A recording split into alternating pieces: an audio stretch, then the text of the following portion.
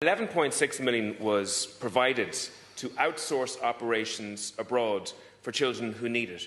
As of now, there is no child scheduled for operations abroad. It's now 8 years since your predecessor, Simon Harris, said that no child will be left waiting longer than 4 months for a scoliosis operation.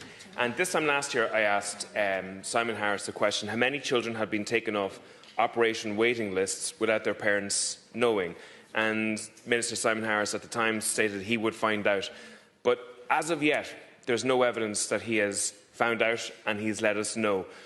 Do you know how many children were taken off the waiting lists without parents knowing, in a similar manner as to what happened with Harvey Sharrett? There is an audit going on into equity of access on waiting list management, and I expect to have that audit at the end of November, so I will have to wait to confirm any figures until the Deputy, and then the services remain an absolutely top priority, and I will do everything I can to actively drive progress to address the challenges that children face. Minister, you must admit yourself that it is quite shocking that it's going to take 14 months for a question that was asked last September to be answered in relation to how many children have been taken off waiting lists without their parents known.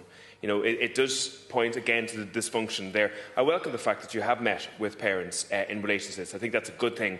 But just, Minister, you mentioned money going into this section. 11.6 million was provided to outsource operations abroad for children who need it. As of now, there is no child scheduled for operations abroad. So that shows you, to a certain extent, that it's wonderful to hear money being provided, but if money is not actually making a practical difference to the lives of these children, it's meaningless. Also, the 2024 report of CHI has not been published yet.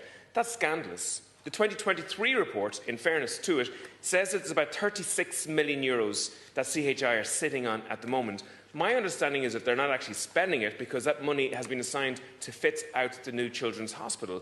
Is that the case? Maybe you might be able to answer that. No, Deputy, I don't believe so. There's a separate portion of money to do that. So no, I don't believe that is so. I will check, but that's certainly not my understanding.